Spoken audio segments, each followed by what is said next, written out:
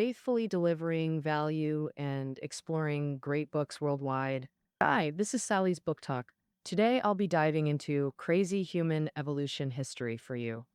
The author, Shi Jun, is a biology PhD and one of China's top scholars in Darwinism and evolutionary theory. He's written several evolution themed science books, all packed with insights and really fun to read. Among them, Crazy Human Evolution History is a rare gem that uses evolutionary ideas to explain human physical traits. This book tackles various questions that seem obvious but aren't. Why do humans walk on two legs? Why do we have smooth skin and thick hair, among other things? We've picked four of the most fascinating questions to explore this book. First, why did humans start walking upright? Second, how do we explain human hair? Third, are people with bigger heads smarter? Fourth, why do humans practice monogamy? Let's embark on a journey to uncover human origins with these questions. First up, why do humans walk upright? The traditional view is that, human ancestors moved to grasslands and learned to stand to see farther. This theory is actually full of flaws. On one hand, spotting threats only requires standing, not walking. Our ancestors could have stood occasionally like prairie dogs, scanned around, and kept walking on all fours, no need to walk upright. On the other hand, our forest-dwelling relatives like chimpanzees and orangutans also walk upright. Recent research suggests that upright walking evolved as an adaptation to life in trees. Their feet were hand-like, similar to apes or gibbons, allowing them to grip branches and walk upright, saving energy compared to four-legged walking and freeing up their hands. Their hands could pick fruit or swing from branch to branch, and human ancestors leaving the forest was a story of necessity. About 10 million years ago, geological activity tore a rift through Africa, now called the East African Rift Valley. The west remained lush forests, so apes there never left, evolving into today's chimpanzees and bonobos. And the eastern side of the Great Rift Valley became arid and barren. Forests vanished, and those unlucky ones who stayed on this side were our human ancestors. Today, most great apes are mainly herbivores, but when human ancestors left the forests, they naturally lost endless supplies of fruits and young leaves, making meat a necessary option. Although apes aren't completely incapable of hunting, for example, chimpanzees occasionally catch monkeys to eat, but the prey on the grasslands, like antelopes and wild buffalo, could easily overpower our ancestors in both strength and speed. The brain capacity of early human ancestors who came to the grasslands was similar to modern chimpanzees, not enough to create powerful tools to deal with prey. The trick to our ancestors hunting was simply one word: run. True, primates generally aren't fast runners, but we have great endurance. On one hand, compared to quadrupedal walking, upright walking saves energy and generates much less heat. On the other hand, primates can sweat all over, so we don't need to pant like dogs to cool down. Our ancestors likely kept jogging after prey, forcing them to keep moving without rest. Livestock like cattle and sheep, if kept moving for hours, would overheat and completely lose mobility, even collapsing and dying. This hunting method might not be as thrilling as a cheetah chasing an antelope, but it's quite effective. In fact, some hunter-gatherer tribes still use this method to catch prey today. All right, let's summarize. Human ancestors in the forest. To free up their hands for grabbing branches and picking fruit, they adopted upright walking as their mode of movement. And later, human ancestors were forced onto the plains. Thus, humans enhanced their upright walking ability and adopted endurance running to exhaust prey for hunting. This hunting method further spurred the evolution of many human traits. For example, humans' elastic Achilles tendons and foot arches make upright walking more energy efficient. At the same time, this also explains why we have almost no body hair. simply to make heat disposition more efficient. Speaking of body hair, this is the second question we're discussing. Why do humans have almost no body hair? And how do we explain hair, beards, armpit hair, and so on? Regarding why humans have almost no body hair, actually, in academia, there's not much debate about this.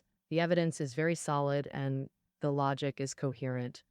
Bare skin paired with well developed sweat glands is purely for heat dissipation. But outside academia, this has caused quite a stir, with the most vocal being the so called aquatic ape theory. Simply put, it claims humans originated in water and lost body hair as an adaptation for swimming. After all, whales and seals don't have body hair. Gotta admit, this theory is quite appealing. But from a rigorous academic perspective, it creates more problems than it solves. If hair loss reduces drag, why do we keep hair on our heads where drag concentrates most?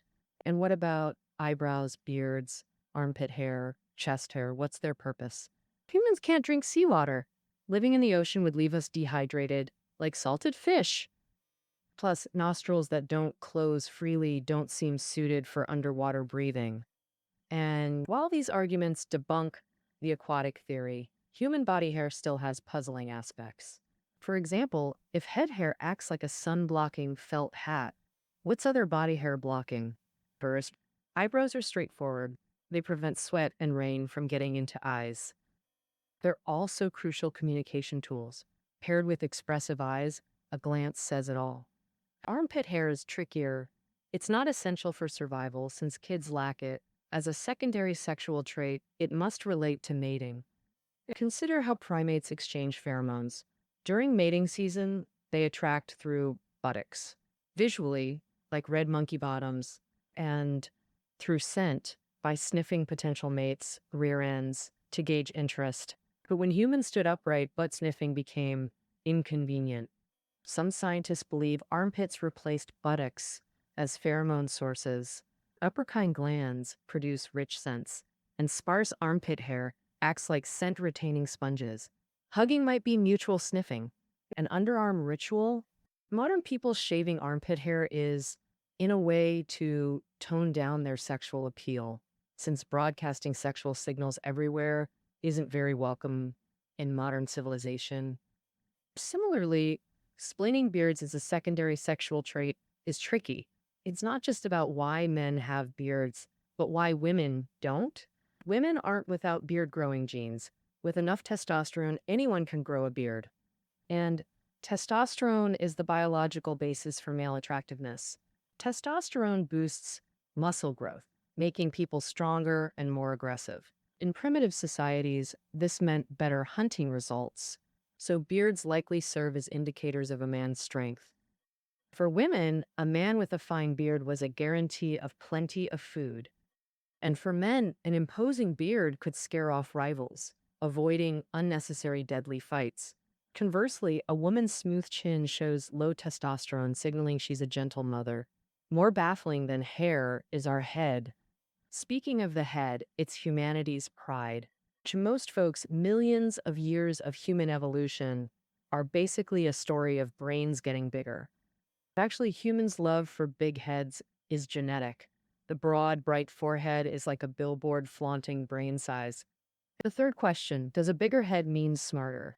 If a paleoanthropologist tells you that some recent ancient humans, like Neanderthals who got beaten by our ancestors, had bigger heads than us, what would you think? More notably, over the last 20,000 years, human heads have shrunk. Yet this era saw civilization and tech explosions, so brain size and smarts aren't proportional.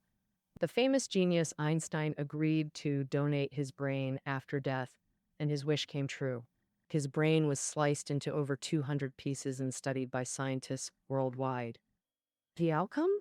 Morphologically, Einstein's brain was actually a bit smaller than others. Plus, tons of studies show intelligence and brain shape aren't linked. Smarts come more from education and upbringing. No one's born smarter. Boom. Besides, intelligence is multidimensional. It's hard to directly compare who's smarter, Cao Shui Kin. or Bill Gates. In short, linking intelligence to brain size doesn't hold water scientifically. It's also tough to find a convincing ultimate reason for why brains got bigger. From a pure evolutionary view, big brains actually brought humans a lot of trouble. To solve these problems, humans even changed their marriage system. The fourth question: why human society chose monogamy? In nature, animals with polygyny, like walruses, have males way bigger than females, while the few with polyandry, like spotted hyenas, have females that are large and fierce. Human males and females have similar body sizes, which is typical for monogamous animals. But the issue is, our close relatives don't practice monogamy. Gorillas practice polygyny, while chimpanzees have a multi-male, multi-female group mating system. And humans historically had polygyny or polyandry, so why did monogamy become the norm in modern society? This can be explained from multiple angles. Socioeconomically, with more wealth, people want biological kids to inherit, demanding strict monogamy. From gender ratios, this fairer distribution system helps cut competition and social conflicts. The book's author starts from human problems, arguing monogamy stems from reproductive dilemmas. In other words, the cost of human reproduction is huge, and all our traits bear its mark. Humans' large brains and the wide pelvis needed for upright walking make childbirth a tough challenge. And to support body weight while upright, humans evolved sturdy joints and spines, and the pelvis widened, narrowing the birth canal, a deadly ordeal for mother and child. What's more, to birth big-headed babies, human infants all became premature. At birth, infants' skulls aren't fused, making the head softer to pass through the narrow birth canal. If human babies developed fully before birth like other mammals, pregnancy would last over 21 months. Look at animals like cows and sheep. Labor takes just minutes, and newborns can scamper around almost immediately. It's enviable that in primitive times, women had a child roughly every 3 years. Besides childbirth challenges, women must endure lengthy breastfeeding periods. This means during their peak fertility years, women can barely support themselves alone. During this time, they must secure a man to provide food and care. This man is typically the father of the children. So monogamy is the best choice. Women get stable care and men ensure their offspring. Thus, monogamy is an inevitable outcome of sexual and same-sex competition, driving both sexes to evolve accordingly. In this sense, love isn't noble. It's evolution's inevitable product. But since men aren't always reliable, love alone is shaky. So women evolved a clever strategy: concealed ovulation. Unlike most animals in heat during ovulation, humans stay composed despite hormonal waves and can have sex anytime. This strategy is very rare among primates. While we firmly believe it's brilliant, we still haven't fully grasped its mysteries. Scientists have two opposing theories, one called the good father theory. Since men don't know when ovulation occurs, they stick with one woman long term and avoid straying, preventing others from taking advantage. Such a man naturally becomes a good dad, devoted to raising the woman and their kids. The opposing theory is the bad husband theory. This theory assumes in primitive times, both sexes were promiscuous, and men were fiercer, possibly killing any child not theirs. Concealed ovulation means any man she slept with could be the father, protecting her offspring. And so, besides, concealed ovulation lets women provide more sexual resources, preventing tribal men from fighting over fleeting mating chances. Both theories rely on assumptions about primitive society, so we may never know which is right. But the good father theory makes perfect sense for modern social order. In modern society, concealed ovulation has become a key safeguard for marriage systems. Well, that covers the book's main content. But the author specifically warns in the final chapter, don't think you understand evolution just from reading popular science books. The trouble with evolution is everyone thinks they get it, but it's actually highly complex. For accessibility, many books use plain language that often deviates from academic rigor. A bigger mistake is applying evolutionary ideas directly to human society. Evolution describes biological changes over vast timescales, completely different from human societies. And this book only presents statistical patterns. They might not hold true for any specific individual. For ordinary people, evolution is just an intellectual dessert. It doesn't guide daily life, but offers deeper understanding of humanity's journey through history. All right, that concludes our exploration of crazy human evolution history. Reading notes are below the audio. See you tomorrow.